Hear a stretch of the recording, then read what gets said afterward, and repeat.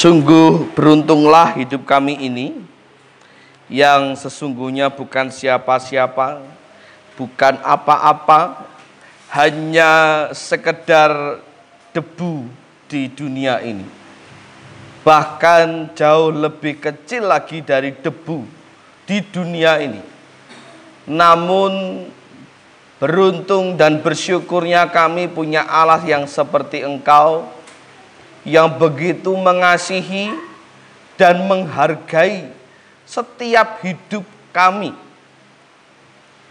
Dan bahkan seperti pujian ini mengatakan, seperti bola matanya Tuhan, demikianlah kami begitu berharga di hadapan Tuhan. Dan memang tidak ada yang dapat kami sanggup berikan sebagai balasan selain pujian dan hormat kami kepada Tuhan. Juga hidup yang senantiasa menyenangkan hati Tuhan. Langkah yang senantiasa mengandalkan Tuhan. Hanya itu yang dapat kami berikan kepada Tuhan sebagai balasan dalam kehidupan kami.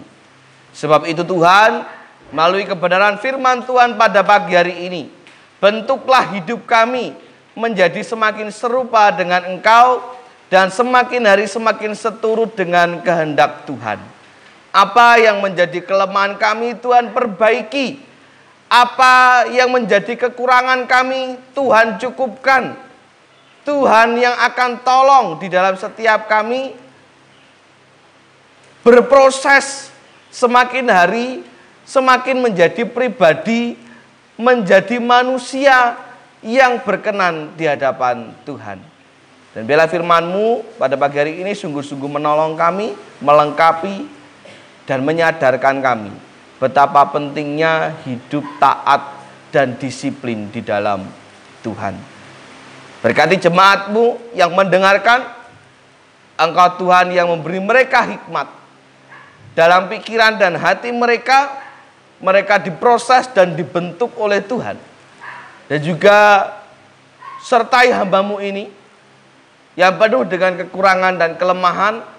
Engkaulah yang maha sempurna, yang akan menyempurnakan segala sesuatunya. Dan akhirnya hamba-Mu menyerahkan waktu pembelajaran firman Tuhan kami ini selama beberapa menit ke depan. Biarlah Tuhan Yesus dan Roh Kudus-Mu hadir di tengah-tengah kami dan memberkati kami semua. Terima kasih Tuhan. Dalam nama Tuhan Yesus Kristus, Tuhan dan Juru Selamat kami yang hidup, kami berdoa dan mengucap syukur. Amin. Shalom. Selamat pagi. Sehat?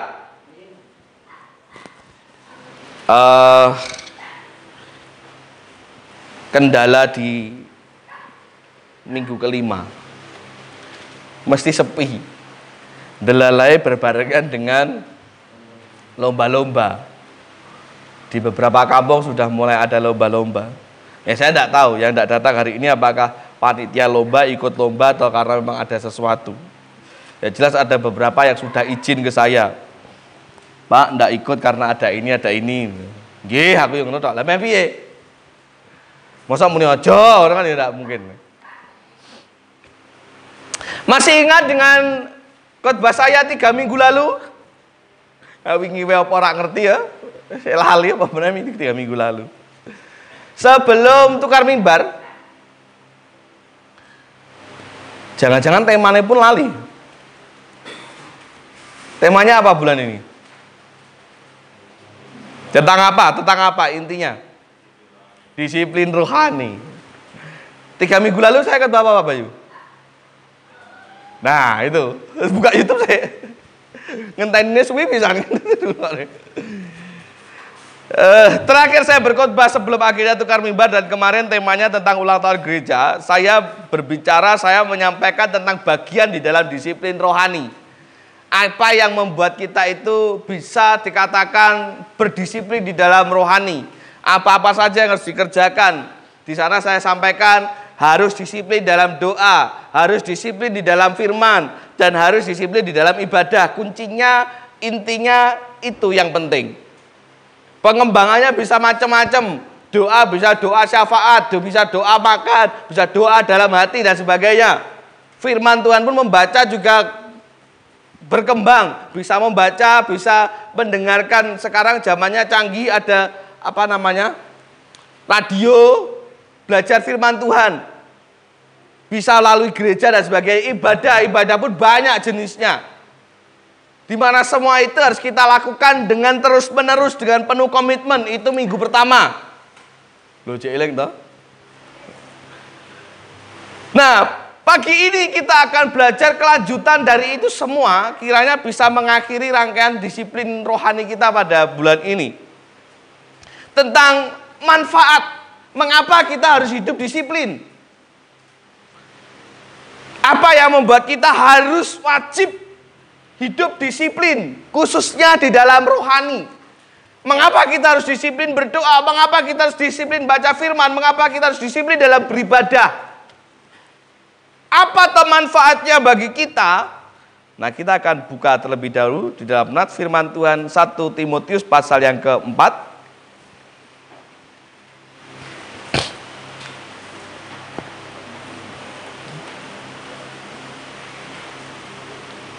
Ayatnya yang 7b dan yang ke-8.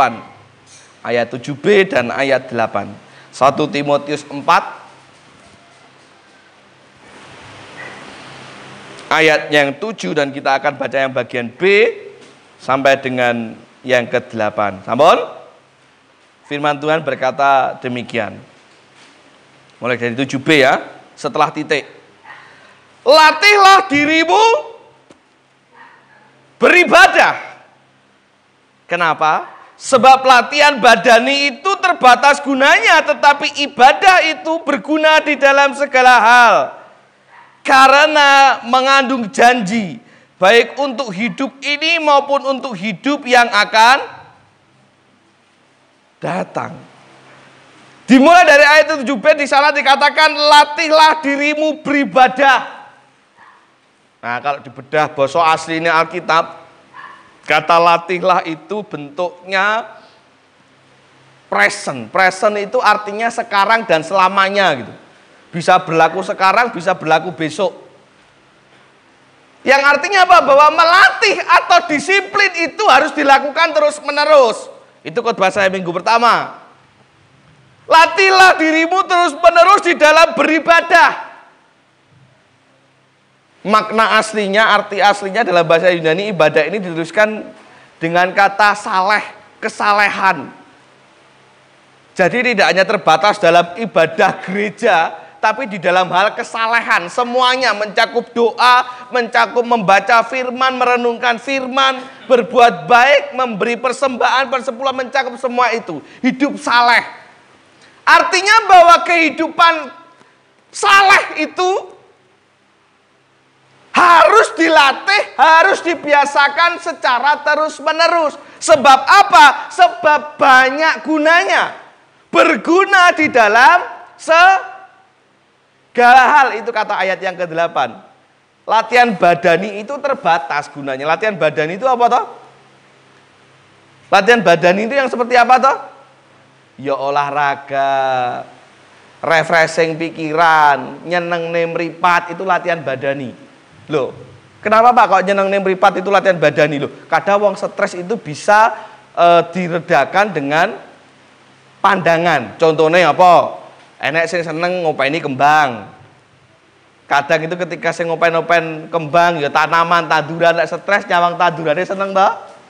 Nyawang ijo-ijo nyawang kembange tukul seneng toh? Ana sing ngopeni manuk. Ana. Bapak-bapak biasanya sing ngopeni manuk. Ibu-ibu nampa resike kan ngono.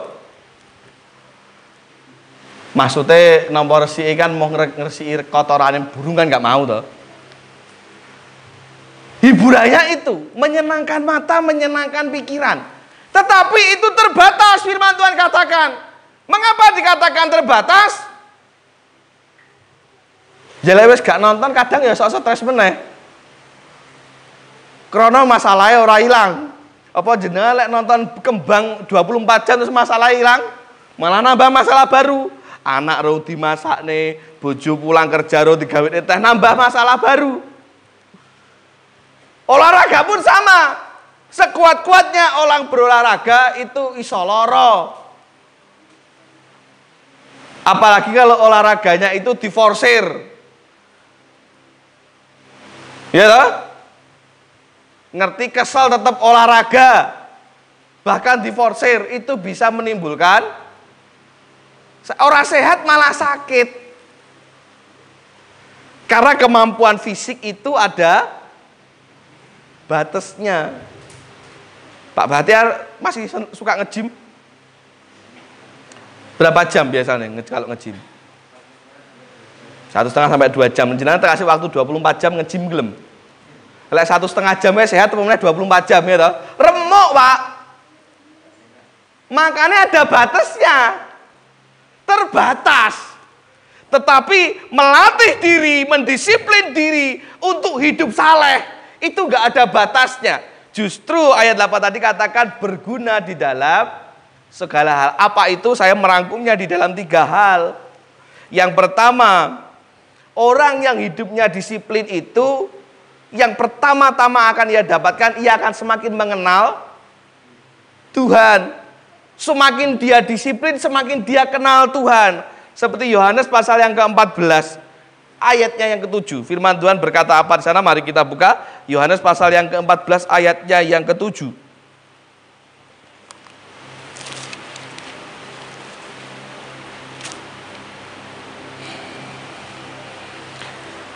Yohanes 14 ayatnya yang ke-7, sekiranya kamu mengenal aku, pasti kamu juga mengenal Bapakku. Sekarang ini kamu mengenal dia dan kamu telah melihat dia. Siapa yang mengenal aku? Yesus katakan dia akan mengenal Bapakku. Begitu pentingnya pengenalan akan Tuhan. Ini adalah hal yang terpenting yang harus kita miliki, yaitu mengenal Tuhan kita sendiri. Beberapa waktu lalu juga saya katakan banyak orang Kristen yang kalau ditanya Tuhanmu sapa, jawabnya Yesus Kristus. Betul enggak? Betul enggak? Bocah cilik sing kulina sekolah minggu atau bahkan enggak pernah sekolah minggu sekalipun, jenengan tanya asal Kristen ya. Ojo golek perkara teko orang di luar Kristen. Tuhanmu sapa? Yakin saya dia akan menjawab Yesus Kristus. Tahu. Tapi apakah mereka mengenal Tuhannya? Belum tentu. Ana sing jek mutungan, ana sing jek kecewa, ana sing sering sedih, ana sing sering nesu-nesu dan sebagainya.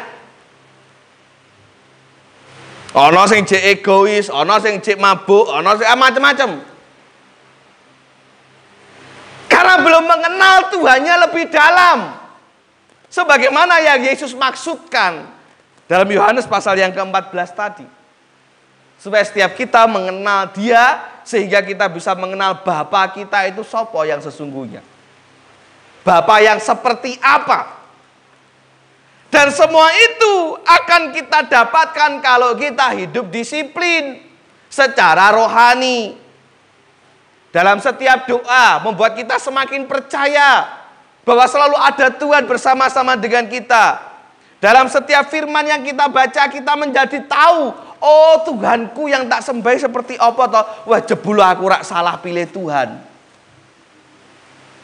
Pengenalan-pengenalan itu dapat dari mana lagi? Dari ibadah, disiplin dalam ibadah.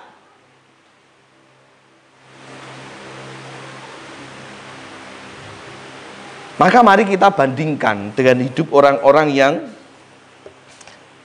memang tidak hidup di dalam kedisiplinan itu. Sangat berbeda. Orang-orang yang tidak tahu donga, orang-orang yang tidak tahu maca firman, orang-orang yang tidak tahu ibadah gitu. Lihat aja kehidupan mereka seperti apa. Sik seneng ngrasani, sik seneng benci, sik seneng dendam, penyakit-penyakit hati pokok duwe kabeh gitu. Lho Pak, tapi ana Pak wong sing sregep nang gereja jek duwe penyakit hati, ya memang. Karena apa? Mereka sregep nang gereja mungkin ora sregep donga. Mereka sregep donga mungkin ora sregep maca firman. Makanya kedisiplinan rohani itu enggak bisa dipisah-pisahkan. Aku lek maca firman ngantuk, Pak, aku tak bagian doane wae gitu. Ora iso. Sing penting aku ibadah lah wis, Pak, aku sing mbunggo maca. Aku lek maca firman iki kadang mripatku sok klemun-klemun. Klemun-klemun tau? Apa klemun-klemun? Berkunang-kunang. Lek orang Kediri itu berkunang-kunang. Kayak jenengan kalau kepanasan, gak nganggo topi kepanasan kadang sok klemun-klemun apa meneh rong sarapan. Itu klemun-klemun. Berkunang-kunang matane gliyeng gitu loh. Pernah ngalami gitu toh? Ning ora ngerti jenenge apa? Klemun-klemun lek wong Kediri ngomongnya. Aku lek maca kitab iki ngono kuwi, Pak. Mohon yang penting aku doa, ndak bisa. Harus mulai dibiasakan. Ya?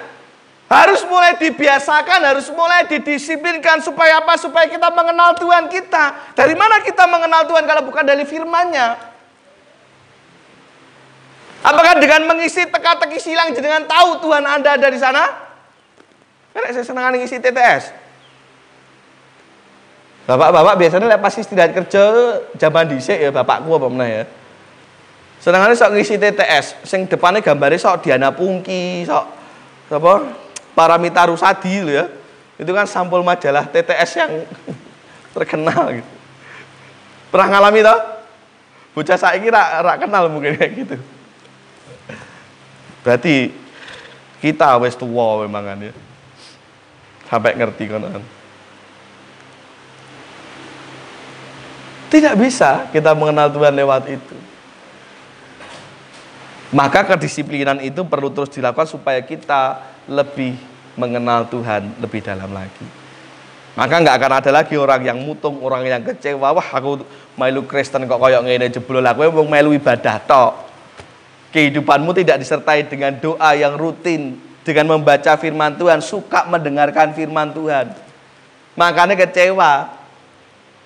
Karena hanya datang ibadah pengen mendapat sesuatu. Datang ibadah tapi cek mutung. Kenapa? Hidupnya tidak di dalam firman. Sehingga dia tidak mengenal Tuhan. Kalau dia mengenal Tuhan, dia pasti akan tahu bahwa mengikut Tuhan itu malah susah. Ya toh? Penuh perjuangan. Ono Tuhan Yesus ngomong, dadi Kristen uripe gampang. Ora ono. Sing ngono kon menyangkal diri, memikul salib. Minggu-minggu waya do leren, bahkan ana sing melu lomba lah, ana sing rekreasi lah wong Kristen nek gereja.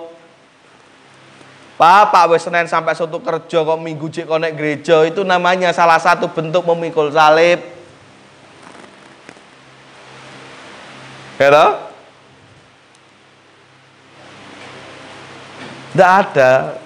Yesus pernah bilang orang Kristen itu uripe penak. Kalau Anda berharap hidup enak setelah mengikut Kristus, berarti Anda belum mengenal Tuhan sungguh-sungguh. Enaknya itu bukan secara fisik, tetapi lebih kepada hati dan pikiran. Sebab itu yang kedua saya mencatat begini. Orang yang hidupnya disiplin di dalam kerohaniannya, dia akan merasakan, mengalami penyertaan Tuhan secara nyata. Ketika orang hidupnya disiplin di dalam rohani, dia akan merasakan penyertaan Tuhan. Dasarnya apa? Mazmur 23 ayat yang ke-1. Itu ayat yang terkenal bahkan menjadi lagu. Tuhan adalah takkan kekurangan aku. Tuhan adalah gembalaku. Daud mengatakan Tuhan adalah gembalaku, takkan kekurangan aku. Seperti gembala yang menyertai dombanya. Orang enek gembala itu yang ninggal dombane. Orang enek gembala itu yang membiarkan dombanya luwe karepmu, mangan karepmu, ora karepmu. Setiap gembala itu akan memastikan bahwa domba gembalaannya kenyang. Bahwa domba gembalaannya aman, nyaman ora kepanasan, nyaman ora kudanan, itu gembala. Dan Daud meyakini bahwa dia merasakan semua itu dari gembalanya yang agung, yaitu adalah Mengapa? Karena Daud hidupnya disiplin. Daud memiliki kedisiplinan rohani yang baik, yang bagus. Sehingga dia bisa merasakan penyertaan Tuhan. Daud memiliki masalah dalam hidup. Walaupun dia digadang-gadang sejak kecil sebagai Raja Israel, neng perjalanannya nggak semulus itu. Dia dikejar-kejar, mau dibunuh siapa? Dibunuh siapa? Saul. Hidup dalam pelarian sebelum akhirnya menjadi raja. Dalam bayang-bayang ketakutan akan dibunuh Saul. Tetapi dalam semuanya itu Daud merasakan penyertaan Tuhan. Dia tidak pernah khawatir begitu mendalam. Dia tidak diselimuti oleh kebencian karena ada satu saat di mana dia itu ada di dalam goa bersama dengan Saul, ya toh? Kalau dia mau bunuh Saul bisa enggak? Karena Saul masuk ke gua itu enggak tahu di dalam situ ada Daud, tapi Daud tahu Saul masuk. Tapi apakah Daud membunuh Saul? Tidak. Dia tidak dikuasai benci dan dendam. Mengapa? Ya karena dia merasa Tuhan menyertai saya, walaupun nenek Saul nyatanya Saul ora ngerti.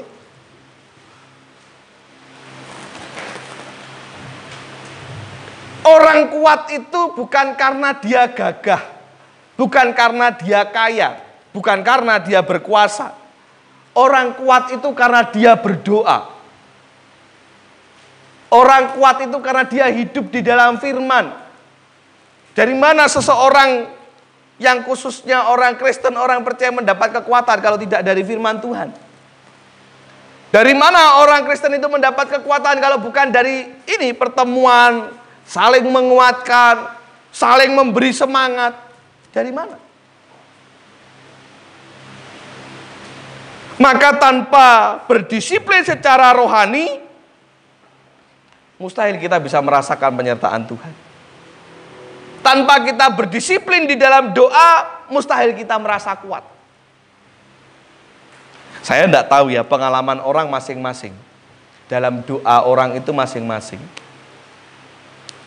Saya sak galau-galaunya saya gitu ya, sak sedih-sedih saya. Ketika dalam berdoa, ketika saya berdoa walaupun terkadang beberapa kali, beberapa kasus, saya harus berdoa tanpa bisa berkata-kata, mau ngiso nangis. Pernah enggak ngalami gitu? Donga ki kaya rak metu. Saking remuke ati gitu. Saking sedihnya mau cuma iso nangis.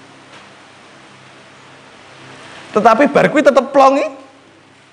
Pernah enggak ngerasa gitu? Ada terbeban satu masalah yang berat gitu. Terus jenengan mung iso donga, bahkan ketika donga pun saking kabote ora iso ngomong apa-apa. Pernah? Pernah apa mboten? Mboten? Belum pernah. Selalu bisa menguasai diri. Ya bagus, enggak apa-apa. Tapi apakah salah? Enggak salah atau untuk Tuhan hanya tahu apa yang ada di hati saya. Saking sedihnya, saking terpukulnya itu sampai ngomong itu enggak bisa keluar kata-kata. Setiap kali ngomong ya Tuhan nangis, ya Tuhan nangis itu tok itu. Beberapa kali saya mengalami itu. Tapi setelah itu tetap plong itu. Mengapa? Karena ada kekuatan di dalam kepercayaan kita terhadap doa kepada Tuhan. Mbah bisa terungkap dengan kata-kata, mbah tidak. Ketika doa itu kita sungguh-sungguh kita biasakan, kita sampaikan kepada Tuhan. Saya percaya dalam nama Yesus ada kekuatan. Apakah masalah itu selesai? Belum tentu. Yang penting kuat sih. Ya enggak? Yang penting kuat sih. Wong menungso iki mbok apapun agamanya tetap ada masalah. Ya toh? Apapun agamanya, apapun latar belakangnya pasti ada masalah. Yang membedakan adalah bagaimana dia tetap kuat di dalam menghadapi masalah. Dan orang yang percaya kepada Yesus Kristus akan kuat bila dia berdoa. Bila dia disiplin membaca firman. Ada banyak ayat-ayat yang menguatkan. Segala perkara dapat kutanggung di dalam Dia yang memberi kekuatan kepadaku. Ayat-ayat yang menguatkan. Atau yang biasanya orang-orang Kristen sebut dengan istilah ayat emas.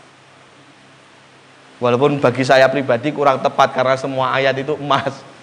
Tapi yes bene lah, daripada rak baca kitab blas gitu kan. Pokoknya istilah gitu. Sambil perlahan dibenerke gitu. Ada banyak kisah-kisah tokoh Alkitab yang kalau kita mau menekuni, kalau kita mau memahami sungguh-sungguh, banyak yang membangun kisah-kisah tokoh Alkitab itu. Banyak yang memberikan kita pelajaran bagaimana kita harus hidup. Ono sing contoh elek. Nah, ini bedanya Alkitab kita dengan Alkitab yang lain. Kalau Alkitab lain hanya mengungkapkan apike tokoh-tokoh mereka, tetapi di sini semua tokoh diungkap orang mau ngapike ning saelek-eleke. Ya toh? Musa sing emosian ditulis. Nuh sing salehe kaya ngono pas ketika mabuk telanjang ditulis. Daud sing kepencut ceweke tanggane, ceweke prajurite ditulis. Sapa sing elek-elek kene rak ditulis? Bukan untuk ngelek-ngelek, tetapi supaya kita belajar dari kebaikan dan kesalahan orang supaya kita tidak ikut terjun ke dalam kesalahan itu. Di situ kita mendapat kekuatan. Ya, penyertaan itu tidak akan didapat jika kita tidak disiplin dan tertib di dalam berdoa, baca firman dan beribadah secara komplit. Kayak tadi saya bilang ya, orang dipotong-potong tapi komplit. Yo donga, yo maca kitab, yo ibadah. Komplit. Supaya kita benar-benar merasakan penyertaan Tuhan. Tidak hanya penyertaan Tuhan, karena yang ketiga, saya mencatat di sana bahwa setiap orang yang hidupnya disiplin di dalam kerohanian, dia akan menikmati kasihnya Tuhan. Orang mau ngerasakne penyertaan tapi sak kasih-kasih, sak berkat-berkatnya dirasakne. Penyertaan itu bentuknya adalah kekuatan di dalam hati. Tetapi kasih itu bentuknya bisa berupa fisik. Contoh, punya masalah selesai, itu wujudnya kasih salah satunya. Bisa berupa fisik. Dan setiap orang yang hidupnya disiplin akan merasakan kasih itu. Nanti dibuka di rumah supaya mempercepat. Karena habis ini pansus meh survei. Ngolek kawanan budale sok selak kawanan. Jadi survei Pak Eko? Jadi. Dalam Mazmur pasal 34 ayat 9 sampai 10, Raja Daud mengungkapkan betapa besarnya kasih Tuhan. Catat aja nanti buka di rumah. Mazmur 34 ayat 9 sampai 10. Mengungkapkan kekagumannya, mengungkapkan rasa syukurnya karena dia menikmati begitu besarnya kasih Tuhan di dalam kehidupannya saat ia dekat dengan Tuhan. Dan kedekatan dengan Tuhan itu bisa kita dapatkan, bisa kita miliki saat hidup kita disiplin di dalam rohani kita. Apakah seseorang bisa dekat dengan Tuhan tanpa dia hidup di dalam doa? Apakah seseorang bisa dekat dengan Tuhan tanpa dia pernah membaca firman? Apakah orang itu bisa berkata, saya dekat dengan Tuhan tapi tidak tahu ibadah?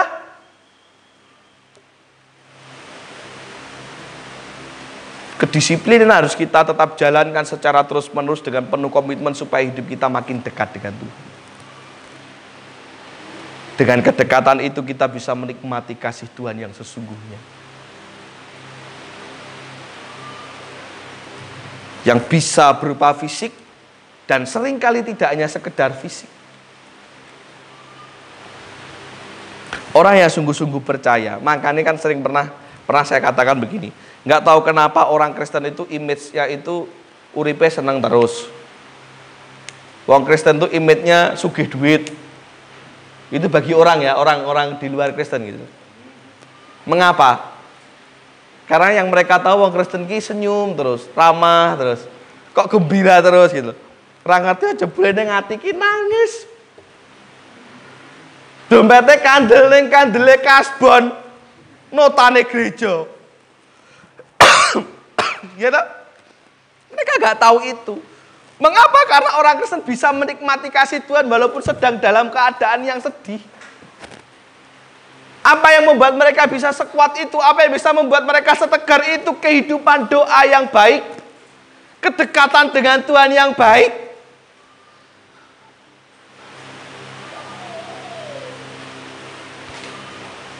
Ya lah?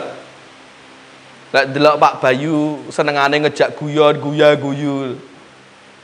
Pak Bayu ki ora tau sedih to. Jare sapa? Lek pas ngobrol karo aku wong loro ya wone kudu nangis.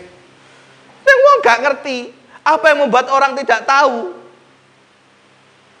Yang mereka tidak tahu Pak Bayu hidupnya dekat dengan Tuhan kan gitu tuh Pak. Amin. Itu yang membuat walaupun hatinya sedih, dia tetap nampak gembira, nampak bersinar. Kenapa? Karena menikmati kasih-Nya Tuhan di dalam segala perkara kehidupannya. Dan semua itu hanya bisa terjadi kalau kita dekat dengan Tuhan. Bagaimana caranya supaya dekat dengan Tuhan? Semakin hari semakin dekat dengan Tuhan, latihlah dirimu hidup saleh. Latihlah dirimu beribadah seperti 1 Timotius tadi mengatakan.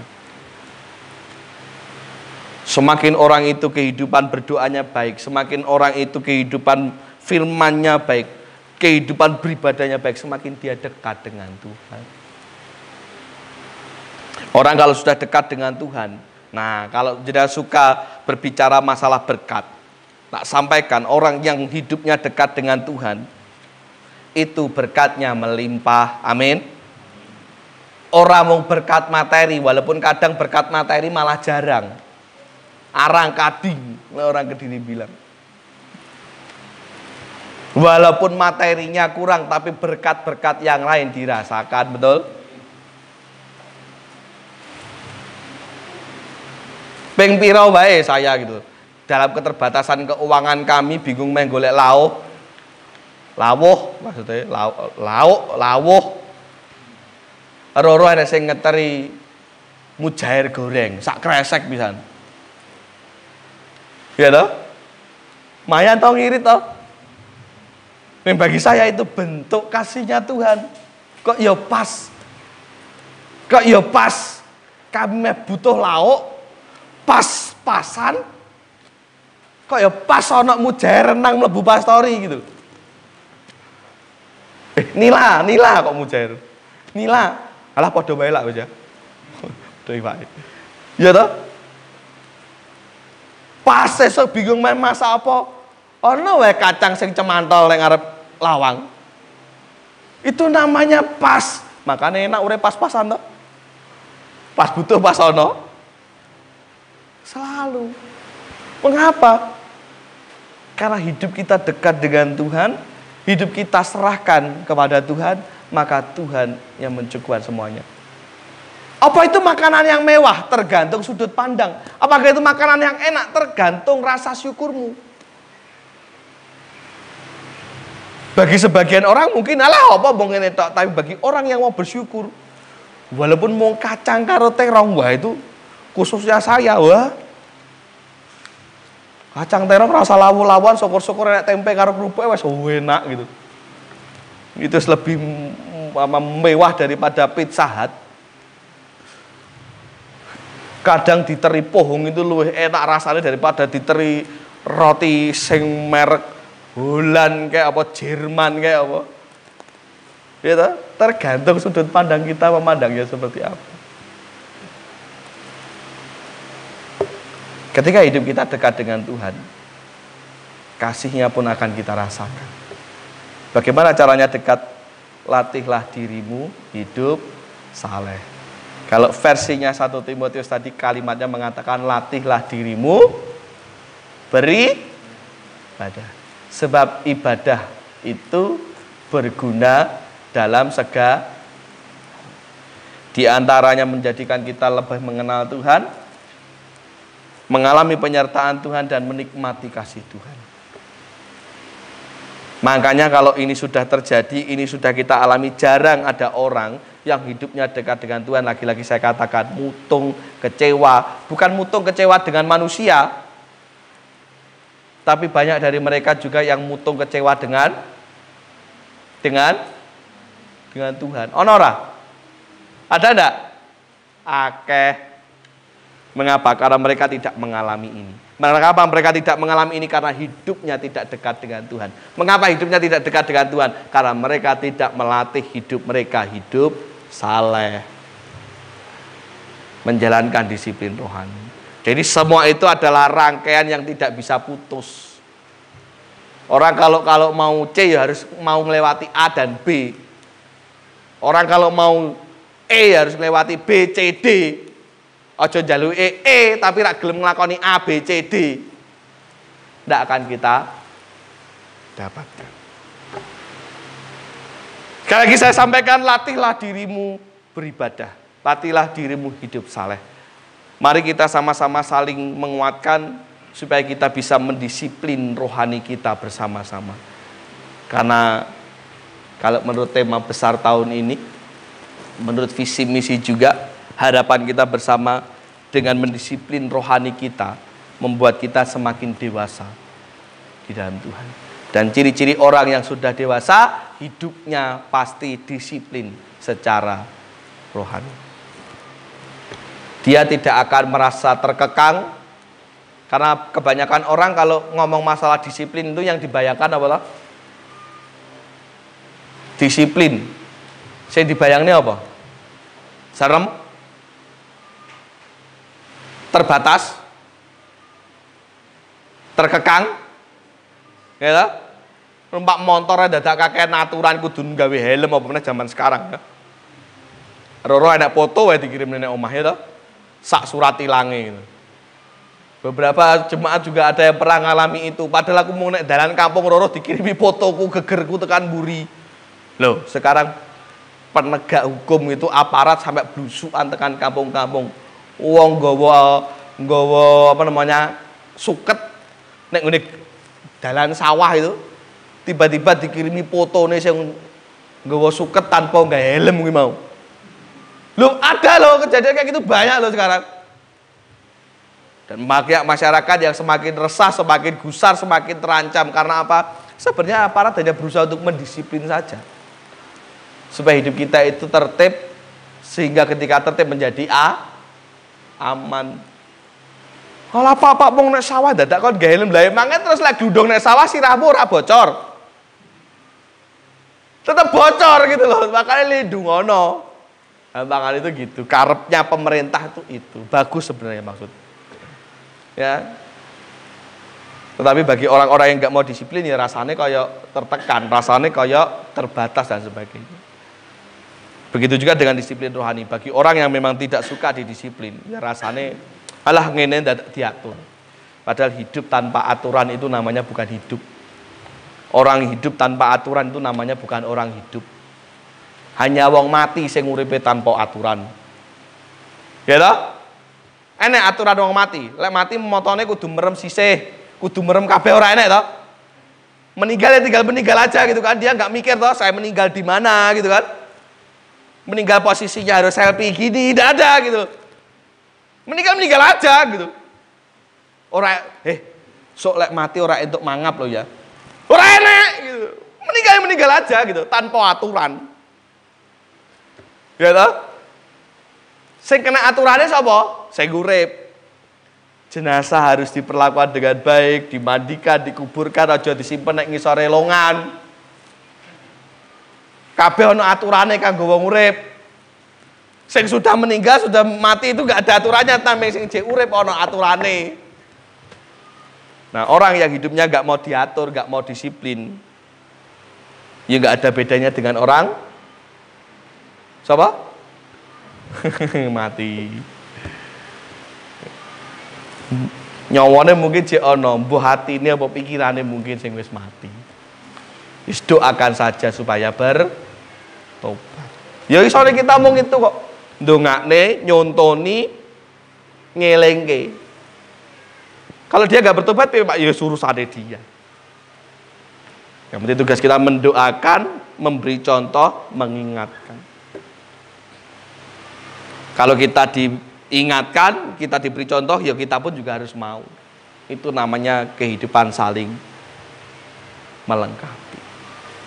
Saat durunge kedawa-dawa, mari kita akhiri di dalam doa. Kiranya ini memberkati, menjadikan kita semakin hari semakin disiplin di dalam kerohanian kita. Supaya hidup kita makin hari juga makin dekat kepada Tuhan. Bapa kami surga, terima kasih untuk firman Tuhan pada pagi hari ini, yang mana hamba-Mu percaya walaupun dengan segala keterbatasan hamba-Mu ini tersimpan makna dan berkat Tuhan bagi setiap mereka yang mendengarkannya. Engkau Tuhan yang melengkapi segala sesuatunya menjadi lebih baik untuk diterima bagi setiap jemaat-Mu, baik mereka yang ada di ruangan ini maupun mereka yang menyaksikan dalam video streaming. Kami percaya Roh Kudus-Mu menuntun setiap kami.